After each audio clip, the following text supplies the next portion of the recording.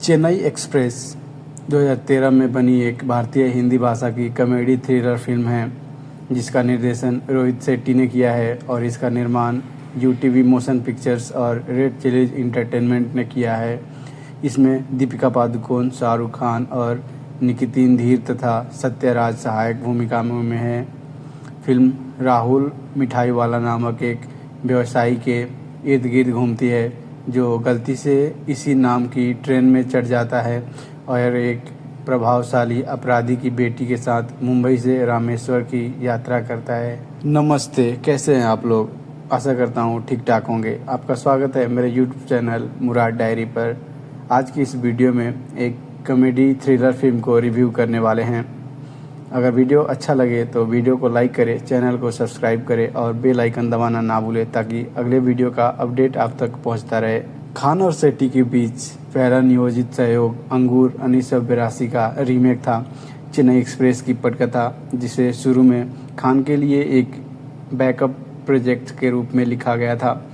इसको बजाय चुना गया था एक व्यावसायिक रोमांस के रूप में परिकल्पित एक इस फिल्म का मूल शीर्षक रेडी स्टेडी पो था। फिल्मांकन अक्टूबर 2012 में महबूब स्टूडियो में शुरू हुआ और मई 2013 तक पूरा हो गया।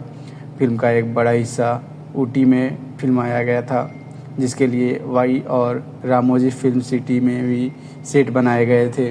चेन्नई एक्सप्रेस का साउंड ट्रैक विशाल शेखर द्वारा रचित था, जबकि बैकग्राउंड स्कोर अमर मोहिले द्वारा रचित था।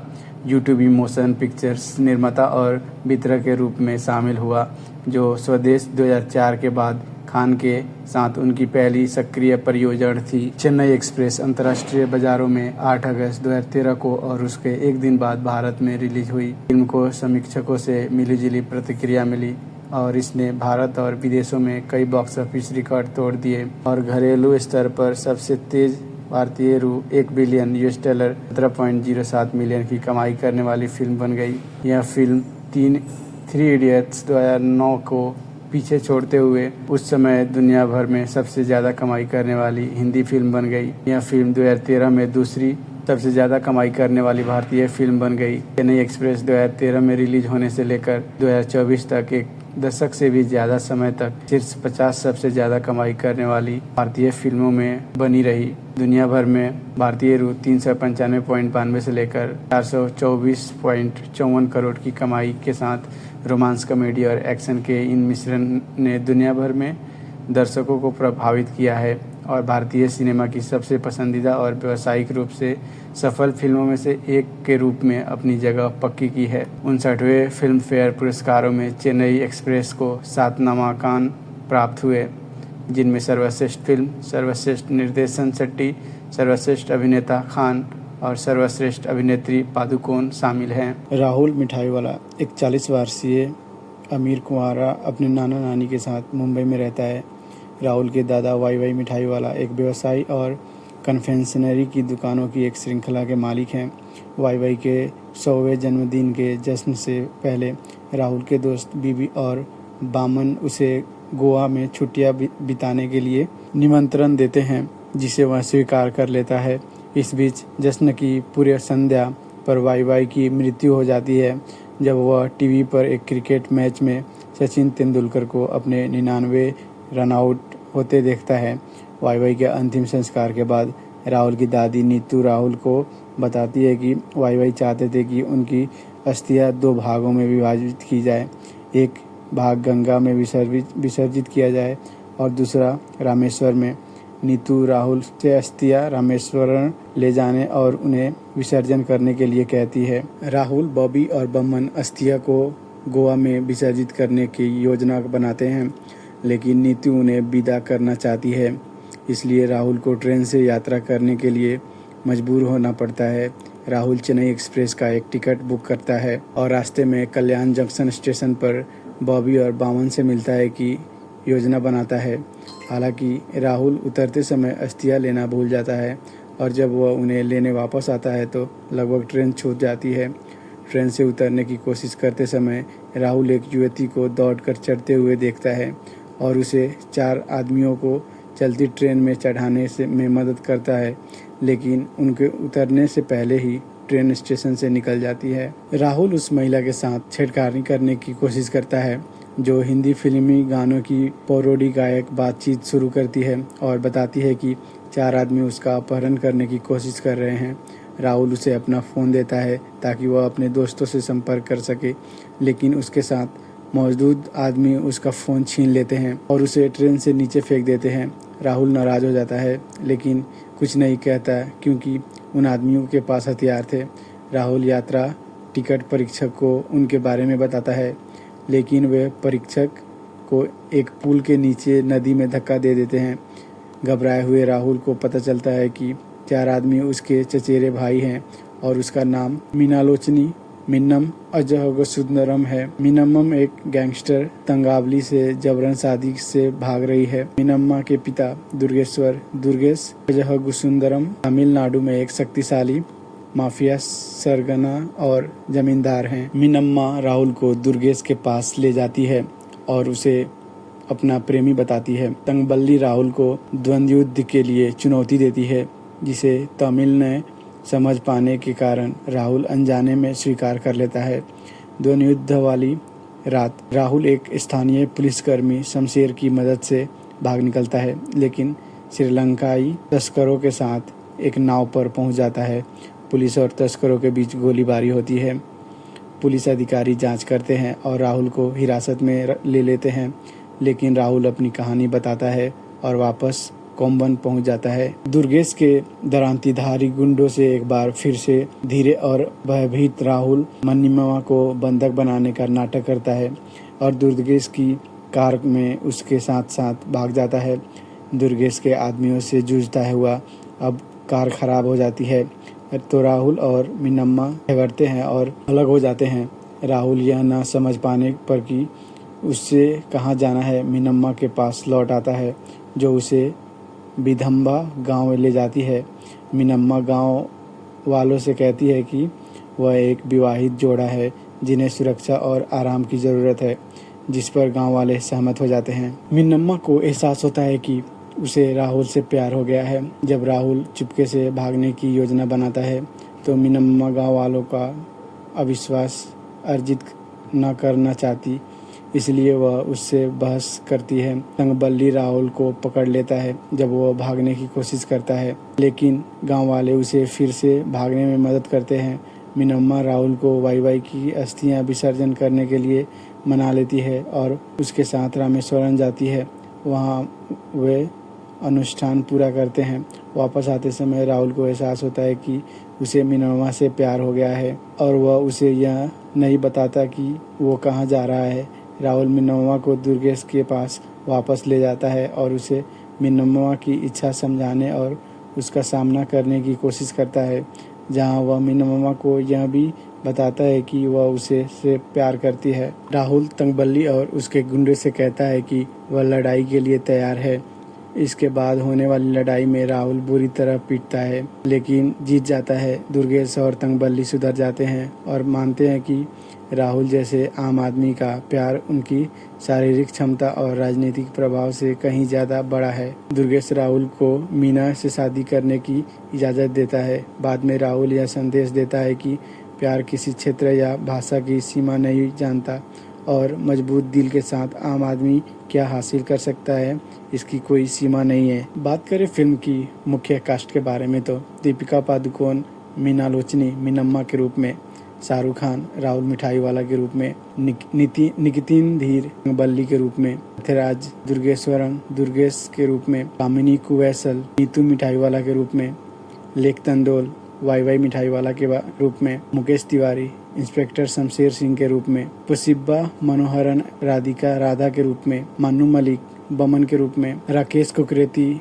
बॉबी के रूप में, मोहन रमन गांव के प्रेस्ट के रूप में, योगी बाबू श्रीलंकन स्मगलर के रूप में, जसपेर दुर्गेशरण हेमचंद के रूप में, बसंत रावी दुर्गेशरम के हेमचंद के रूप में, किंग कॉन्ग परवेसी के रूप में, जिमी मोशन ट्रक ड्राइवर के रूप में, दिल्ली गणेश विलेजर के रूप में और भी कई सारे साइड एक्टर्स द्वारा फिल्म को अंजाम दिया गया है। रोहित शेट्टी ने मूल रूप से शाहरुख खान के साथ मिलकर 1982 की फिल्मांकन अंगूर का रीमेक बनाने की योजना बनाई थी। 2011 की ब्लॉकबस्टर फिल्म सिंघम के बाद शेट्टी ने फिल्म की पटकथा लिखना शुरू किया था, लेकिन इसे अधूरा छोड़ दिया। चेन्नई एक्सप्रेस की पटकथा खान के लिए बैकअप के तौर पर तैयार थी, क्योंकि अभिनेता को फिल्मांकन की तारीखें मिलने के दिक्कत हो रही थी। पटकथा पढ़ने के बाद खान को यह विचार पसंद आया और उन्होंने अंगूर के रीमेक से पहले इसमें अभिनय करने के लिए हामी भर दी, जिसके कारण अंगूर के रीमेक को स्थगित कर दिया गया। शेट्टी ने कहा कि यह फिल्म एक रोमांटिक एंगल वाली हार्डकोर कमर्शियल फिल्म है। कहानी एक आदमी के मुंबई से रामेश्वरम तक के सफ़र और यात्रा के दौरान होने वाली घटनाओं के बारे में है। लगभग 68 मिनट के फुटेज को रिलायंस मीडिया वर्क्स द्वारा CGI के साथ बेहतर बनाया गया था। खान पहले अभिनेता थे जिनके पास स्क्रिप्ट के साथ संपर्क किया गया था और वह फिल्म के लिए साइन किए जाने वाले पहले मुख्य अभिनेता थे। रोहित शेट्टी ने कहा कि शीर्षक के बावजूद खान फिल्म में दक्षिण भारतीय की भूमिका नहीं निभाएंगे।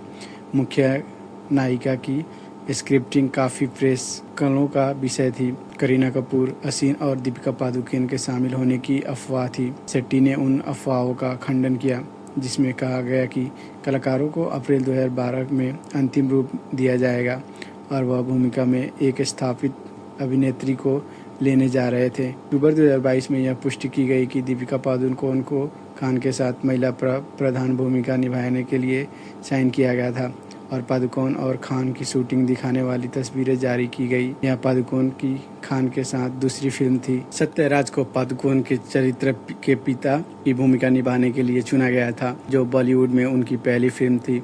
अभिनेत्री प्रियामणि को जनवरी 2013 में नयनतारा की जगह फिल्म में एक आइटम नंबर के लिए साइन किया गया था। दोनों अभिनेत्रियां अंत में जवान में खान के साथ अभिनय करेंगी। तमिल सिनेमा की अन्य हस्तियां, जिनमें दिल्ली गणेश, मोहन रमन, मनोरमा और कोटाची शामिल हैं, छोटी भूमिकाओं में दिखाई देते हैं। हालांकि बाद के 2 दृश्य को अंतिम रूप में नहीं दिया गया। फिल्म का प्रारंभिक शीर्षक रेडी स्टेडी पो, तमिल में पो का अर्थ गो होता है, रखा गया। हालांकि दक्षिण भारत के साथ संबंध पर जोर देने के लिए फिल्म का नाम बदलकर चेन्नई एक्सप्रेस कर दिया गया और नियोजित शीर्षक को टैगलाइन के रूप में इस्तेमाल किया गया। बात करें फिल्मिंग और पोस्ट प्रोडक्शन की तो परियोजना पर फिल्मांकन 5 अक्टूबर 2012 को मुंबई में महबूब स्टूडियो में शुरू हुआ। आंतरिक फिल्मांकन छत्रपति शिवाजी टर्मिनल में न्यूनतम चालक दल के साथ किया गया था। मुख्य अभिनेता की तस्वीरें अनौपचारिक रूप से अक्टूबर 2012 के मध्य में जारी की गई। नवंबर 2012 में कलाकार और चालक दल वहां के दृश्य को फिल्माने के लिए गोवा गए। Vasco D gamma railway station का उपयोग कल्याण जंक्शन रेलवे स्टेशन के रूप में चित्रित करने के लिए किया गया था। दूधसागर फॉल्स के बगल से गुजरती ट्रेन में एक रोमांटिक दृश्य भी फिल्माया गया था। दिसंबर 2012 में चालक दल कुछ दृश्यों को फिल्माने के लिए जकार्ता गए। पंबन ब्रिज, जिसे अनाई इंदिरा गांधी ब्रिज के रूप में भी जाना जाता है। जनवरी 2013 में ऊटी में एक शूटिंग होने वाली थी, लेकिन चूंकि खान को लगा कि ऊटी मुंबई से बहुत दूर है, इसलिए कला निर्देशक नरेंद्र रोहिरीकर द्वारा पंचगढ़ी के बाहरी इलाके वाई में ऊटी के कई स्थानों पर पुनर्निर्माण किया गया। आवश्यक सेट बनाने में 40 दिन और भारतीय रु 15 मिलियन लगे। वाई में फिल्मांकन मार्च 2013 को पूरा महीना चला। केरल में मुन्नार में 10 दिवसीय शूटिंग शेड्यूल अप्रैल 2013 को मध्य में शुरू हुआ। देवीकुलम झील, मिसापुलिसामा, गवारा और कन्नीमाला में दृश्य फिल्माए गए। भारी बारिश के कारण कई दिनों तक फिल्मांकन रोक दिया गया था। पादुकोण ने 25 मई 2013 को शूटिंग पूरी की। खान ने अपने शेष दृश्यों को फिल्माने के लिए 2013 में हैदराबाद में रामोजी फिल्म सिटी के लिए उड़ान भरी। हालांकि फिल्म में कई तमिल संवाद है। खान ने कहा कि निर्माताओं ने तमिल भाषियों और मुख्य चरित्र के बीच भाषा की बाधा पर जोर देने के लिए जानबूझकर उपशीर्षक को बाहर रखा। इसके बजाय पादुकोण को चरित्र कुछ तमिल संवादों का अनुवाद करता है। चेन्नई एक्सप्रेस का निर्माण गौरी खान, करीम मोरानी, रानी शुक्रवाला और सिद्धार्थ राय कपूर ने रेड चिलीज एंटरटेनमेंट के बैनर तले किया था। इसे यूटीवी मोशन पिक्चर्स द्वारा अंतर्राष्ट्रीय स्तर पर रिलीज किया गया था। बात करें फिल्म की रिलीज की तो फिल्म का भारत में 8 अगस्त 2013 को मल्टीप्लेक्स में 10 से 12 शो के साथ भुगतान किया गया था। चेन्नई एक्सप्रेस को गैर पारंपरिक अंतर्राष्ट्रीय बाजारों में रिलीज किया गया था। पेरू में यह भारत में उसी दिन रिलीज होने वाली पहली हिंदी फिल्म थी। चेन्नई एक्सप्रेस को Morocco, Germany, Switzerland, Austria, France और इजराइल में भी रिलीज किया गया था। चेन्नई एक्सप्रेस के टिकटों की कीमत कार्य दिवसों के शो के दौरान सामान्य शुल्क से 40% और सप्ताहांत में 20% तक बढ़ा दी गई थी। हालांकि यह वृद्धि सभी मल्टीप्लेक्स में समान रूप से लागू नहीं हुई थी। यह फिल्म भारत में 3,550 स्क्रीनों पर और 2,550 सिनेमाघरों में और अंतर्राष्ट्रीय स्तर पर 700 स्क्रीनों पर रिलीज हुई, जिसमें उत्तरी अमेरिका में 196 स्क्रीन, यूनाइटेड किंगडम में 175, मध्य पूर्व में 55 और ऑस्ट्रेलिया में 30 स्क्रीन शामिल है, जो उस समय तक की सबसे बड़ी बॉलीवुड रिलीज थी। चेन्नई एक्सप्रेस का पहला लुक 1 जनवरी 2013 को जारी किया गया था। एसपी बालासुब्रमण्यम द्वारा गाया गया 31 सेकेंड का टाइटल ट्रैक टीजर 23 मई 2013 को जारी किया गया था। फिल्म का आधिकारिक ट्रेलर 13 जून 2013 को मुंबई में एक कार्यक्रम में जारी किया गया था। लॉन्च होने के 2 दिन बाद ही इसने यूट्यूब पर 4 मिलियन से अधिक बार देखा गया। फिल्म में खान और पादुकोण द्वारा पहने गए आउटफिट की नीलामी की गई। बिक्री से प्राप्त आय एक चैरिटी को दान कर दी गई। नीलामी फिल्म की रिलीज के दिन ही के आसपास हुई। स्वीडिश गेमिंग स्टूडियो सिंगबॉक्स द्वारा विकसित एक कराओके ऐप 2 अगस्त 2013 को एंड्रॉइड और iOS आधारित स्मार्टफोन के लिए लॉन्च किया गया था। खान ने reality television show comedy night with Kapil, Tarak Mehta ka Ooltah चश्मा, मधुबाला, एक इश्क एक जुनून, DID सुपर मॉम्स, झलक दिखला जा 6 और इंडियन आइडल्स जूनियर्स पर अपनी फिल्म का प्रचार किया। गूगल के साल के अंत में सबसे अधिक बार खोजा जाने वाला प्रश्नों के संकलन द जिटग्रेस्ट ने चेन्नई एक्सप्रेस को भारत में 2013 का सबसे ट्रेंडिंग विषय बताया। फिल्म के सैटेलाइट टेलीविजन अधिकार जी नेटवर्क को भारतीय रु 480 मिलियन US $8.19 मिलियन में बेचे गए। समझौता फिल्म के बॉक्स ऑफिस राजस्व से जुड़ा था। भारतीय सिनेमा में अपनी तरह का पहला सौदा और चेन्नई एक्सप्रेस ने भारतीय रु 1.3 बिलियन US $22.19 मिलियन से अधिक की कमाई की।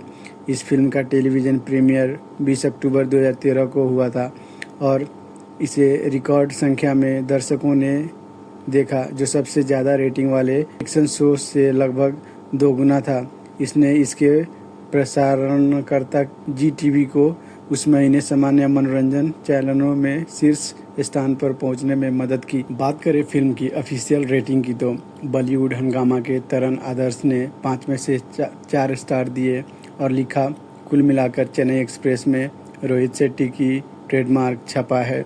आप चेन्नई एक्सप्रेस जैसी फिल्म में मनोरंजन की तलाश करते हैं और फिल्म इसके आसपास के प्रचार और होप पर खरी उतरती है। फिल्म फेयर के रचित गुप्ता ने 5 में से 4 स्टार दिए और लिखा, फिल्म हास्यपूर्ण सेट के टुकड़ों और रंगीन स्थानों और गीतों से भरपूर है।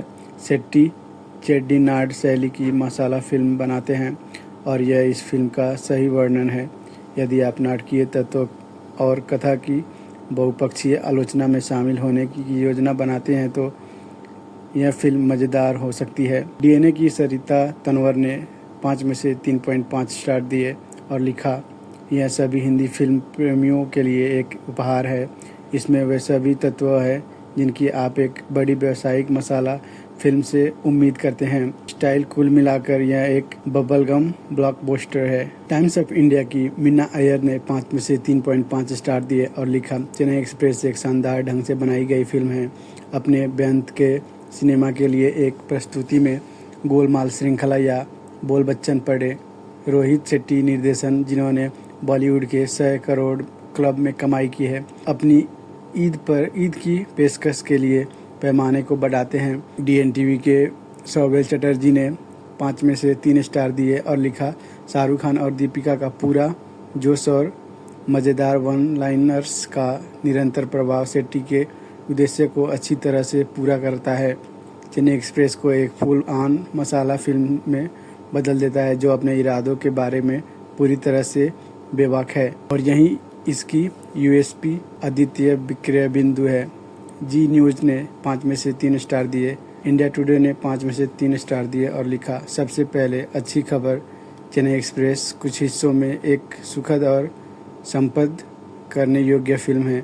बुरी खबर यह है कि शाहरुख खान की अदम स्टार पावर के बारे में कुछ नहीं कहती, सिवाय इसके कि वह हमें बताती है कि वह अभी भी बिना किसी रुकावट के 40 वर्षीय राहुल की भूमिका निभा सकते हैं। बात करें फिल्म की बॉक्स ऑफिस की तो उस समय चेन्नई एक्सप्रेस भारत और दुनिया भर में सबसे ज़्यादा कमाई करने वाली बॉलीवुड फिल्म बन गई, जब इसने भारतीय रु 396 करोड़ यूएसडी 67.58 मिलियन डॉलर एकत्र किए। यह वर्तमान में दुनिया भर में 18वीं सबसे ज़्यादा कमाई करने वाली बॉलीवुड फिल्म है। बॉक्स ऑफिस इंडिया के अनुसार फिल्म की कमाई 3 इडियट्स द्वारा निर्धारित भारतीय रु 392 करोड़ यूएस 66.9 मिलियन डॉलर का रिकॉर्ड तोड़ दिया। फिल्म की अंतिम विश्वव्यापी कमाई भारतीय रु 424 करोड़ यूएस 72.31 मिलियन डॉलर थी। अब बात करते हैं फिल्म पे हुई विवाद के बारे में। रिलीज होने पर फिल्म की प्रामाणिकता पर सवाल उठाए गए। दीपिका पादुकोण को किरदार का एक तमिल किरदार निभाने के बावजूद मलयाली लोगों से ज़्यादा मिलता जुलता था। वह नाक से बोलने का उच्चारण करती है और सफ़ेद साड़ी पहनती है। लुंगी डांस गाने को उपयुक्त शीर्षक नहीं माना गया क्योंकि फिल्म में पुरुष वेष्टी पहनते हैं। वीडियो को लास्ट तक देखने के लिए आपका बहुत बहुत शुक्रिया। चैनल को सब्सक्राइब और बेल आइकन दबाना ना भूलें ताकि अगले वीडियो का नोटिफिकेशन आप तक पहुँचे।